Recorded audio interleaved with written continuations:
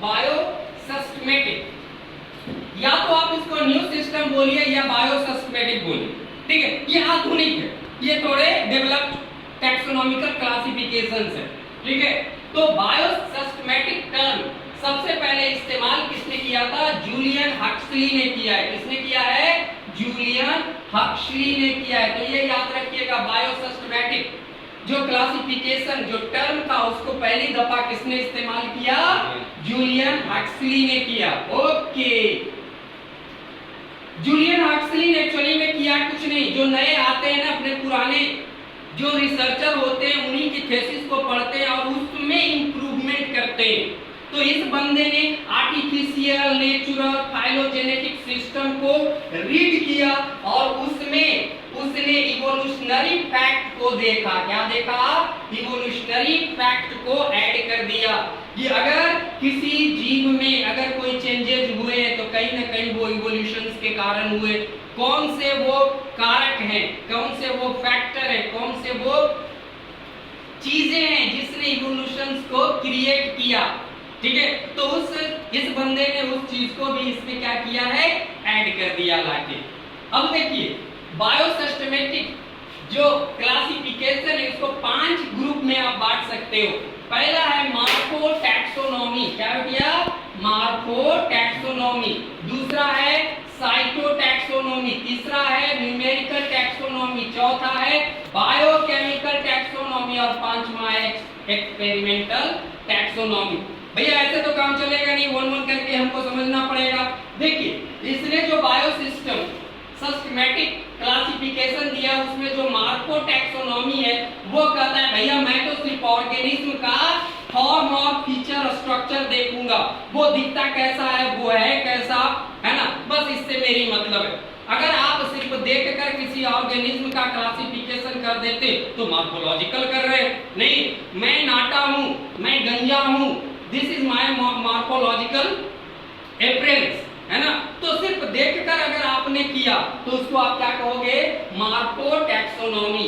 एक है cyto taxonomy, यानी कि ये एक ऐसा टैक्सोनॉमी होगा जहां पर आप मेरे सेल के साइटोप्लाज्म को निकालकर उसके केमिकल कंपोजिशन का स्टडी करोगे और ये देखोगे कि मेरे उस साइटोप्लाज्म में क्या है, कितने नंबर ऑफ क्रोमोसोम है, स्ट्रक्चर उसका कैसा है, और इस बेसिस पे आपने कह दिया कि PRS is different from us, है ना। तो भैया आप आदमी हो सकता है हम जानवर होंगे, क्योंकि जब तेरे जैसा मेरा साइटोप्लाज्मिक स्ट्रक्चर है ही नहीं तो मैं तो कुछ और ही रहूंगा, नहीं। ओके, एक है न्यूमेरिकल टैक्सोनॉमी। न्यूमेरिकल टैक्सोनॉमी में देखा जाता है कि दो ऑर्गेनिज्म जिनका स्ट्रक्चर अलग है, फॉर्म अलग है, परंतु जब उसके सेल्स को निकालकर हम उसके साइटोलॉजिकल स्ट्रक्चर का अध्ययन करेंगे तो ये देखेंगे कि कितने कैरेक्टर इसके मिलते हैं। अब भैया यहाँ पर तो वही बात हो गई, जो दिखती नहीं वो मिलाएंगे कैसे? अब आप एक सेल तो आपकी आंख से दिखती नहीं और उसके बाद आप साइटोप्लाज्म के अंदर घुस के कैरेक्टर को मिलाने चले हो, है ना। तो भैया उसके लिए आप कंप्यूटर का इस्तेमाल करो, है ना। तो by the help of computer you analyse how many characters are mismatch और डिसमैच। ओके डियर, उसके बाद आता है बायोकेमिकल टैक्सोनॉमी। बायोकेमिकल टैक्सोनॉमी को ही एक दूसरा नाम दिया गया है ना, केमोटैक्सोनॉमी। देखो भैया नाम से ही पता चल जाती है कि आपके सेल के अंदर प्रोटीन और सीरम का क्या है ना कंपोजिशन है। सीरम समझ रहे हैं ना जी, प्लाज्मा को अभी ना आप देख रहे थे, है ना। आपके दिल्ली के मुख्यमंत्री केजरीवाल बाबा रोज कहते थे प्लाज्मा डोनेट कीजिए, प्लाज्मा डोनेट कीजिए, और रोज शर्ट बदल बदल के आते थे। दिल्ली की जनता आज भी उनको खोज रही है, ऐसे कहिए, बहुत ही पॉपुलर है ना। और जो पॉपुलर होता है वही जीतता है भैया, है ना, सही बात है। तो केमोटैक्सोनॉमी में हम लोग सेल के अंदर मौजूद प्रोटीन और सीरम के कंपोजिशन का अध्ययन करते हैं और उसके बेसिस पे एक जीव को दूसरे जीव से या तो सिमिलैरिटीज स्थापित करेंगे या तो फिर डिसिमिलैरिटीज स्थापित कर देंगे।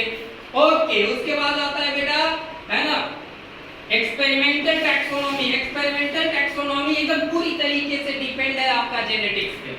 किस पे बेटा? जेनेटिक्स पे।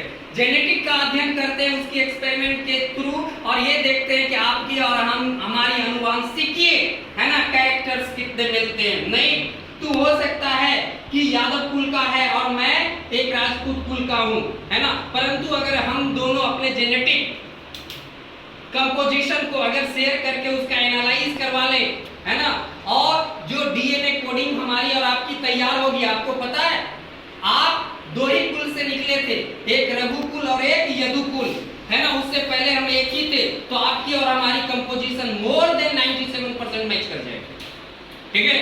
यानी कि आपकी और हमारी बिछड़े, है ना, बहुत ज्यादा समय नहीं हुआ है। ओके, अगर